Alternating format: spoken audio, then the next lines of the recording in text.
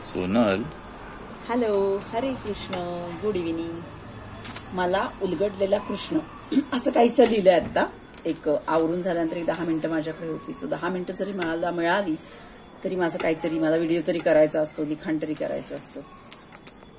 कृष्ण तर प्रत्येकाला माहिती आहे, सृष्टीचा निर्माता आहे. त्याच्याबद्दल भरपूर गोष्टी वाचनात येतात, त्याच्या अनेक लीला सगळ्यांना माहिती आहे. काही वेगळं मी काही सांगणार नाही, पण प्रत्येकाला कृष्ण वेगळ्या रूपात भावतो, भासतो. तो मला कसा दिसतो किंवा दिसला, छोटंसं लिहिलंय. कृष्ण हा शब्द जरी उच्चारला ना तरी रोम रोम प्रफुल्लित होतं.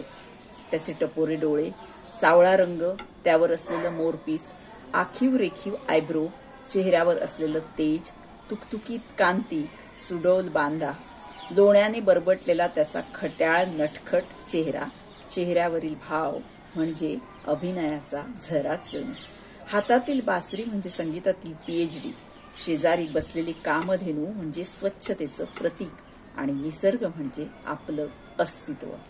विष्णू, राम, बुद्ध, पांडुरंग, बालाजी ही सगळी त्याचीच जरी रूपं असली तरी मला त्याच्या प्रत्येक रूपात प्रत्येक वेळेला तो वेगवेगळा भासला. आपल्या शरीरात एकूण 16,108 नसा आहेत, म्हणजेच त्याच्या पत्नी.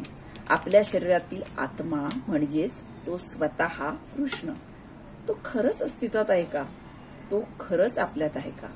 सृष्टीची निर्मिती खरंच त्याने केली आहे का? मग जर तो असेल तर अंधाधुंदी का? अशा अनेक प्रश्नांनी अनेकांना बेजार केलंय. पण मला मात्र हे प्रश्न कधीच पडत नाही, कारण त्याचं अस्तित्व मी अनेकदा अनुभवलंय. त्याच्या खुणा सतत त्याची जाणीव करून देतात. त्यांनी ऐकवलेल्या गीतेत रोजच्या जीवनातील प्रश्नांची उत्तरं आहेत. त्याने सांगितलेल्या महामंत्राने मेंदूला तजेला मिळतो. त्याने सांगितलेल्या 4 गोष्टी म्हणजे मांसाहार करू नका, मद्यपान करू नका, जुगार खेळू नका आणि व्यभिचार करू नका.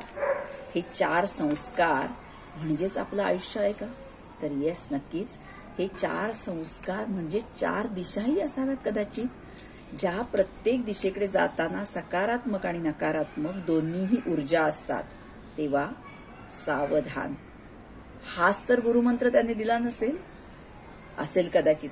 तुम्हीही विचार करून बघा, कारण आपण जसं पाहू, जशी दृष्टी तशी सृष्टी. मला कृष्ण हा प्रत्येक ठिकाणी दिसतो, प्रत्येक ठिकाणी भासतो.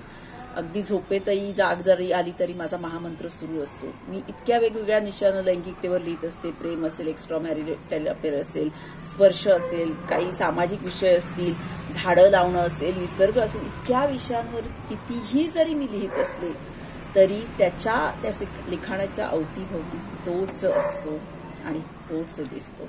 हरे कृष्ण कृष्ण कृष्ण हरे हरे, हरे राम राम राम हरे हरे. हा महामंत्र सतत जपत राहा. बाय.